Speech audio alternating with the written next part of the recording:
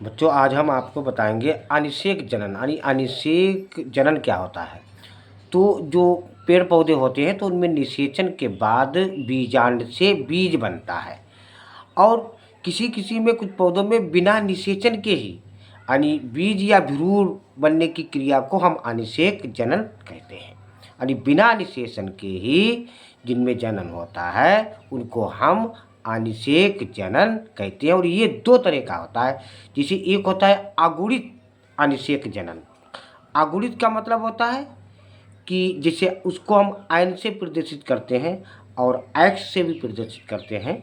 अब जो नई नई बुकें आ रही हैं उसमें आयन के द्वारा और किसी में एक्स के द्वारा, और जिसमें सिंगल आयन हो उसको अगुणित बोलते हैं। तो अगुणित में क्या होता है, अगुणित अनिषेक जनन में जो हमारा भ्रूण होता है, भ्रूण का निर्माण अंडार या अथवा भ्रूण कोश होता है, उसकी अगुणित कोश का मतलब आयन या एक्स के द्वारा होता है। और इस क्रिया को हम अगुणित अनिषेक जनन कहते हैं।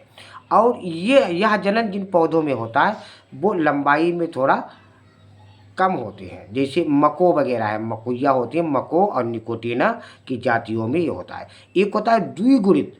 द्विगुणित अनिषेक जनन क्या होता है, जिसे बीजांड के किसी भी यानी इस तरह की जो कोशिका होती है और उसका जो द्विगुणित यानी द्विगुणित कोशिका को हम 2n बोलेंगे या 2x बोलेंगे, से निषेचन बिना भ्रूण निर्माण की क्रिया के द्वारा होता है, उसको हम द्विगुणित अनिषेक जनन कहते हैं। इस प्रकार का जो भ्रूणी जो परिवर्तन होता है उससे उत्पन्न पादप जो होता है, पेड़ पौधा होता है, वो सामान्य किस्म का होता है। और कुछ परिस्थितियों में यानी स्थितियों में भ्रूण कोश का निर्माण अर्धसूत्री विभाजन के द्वारा होता है। बच्चों, आप लोग को हम फिर कल मिलेंगे।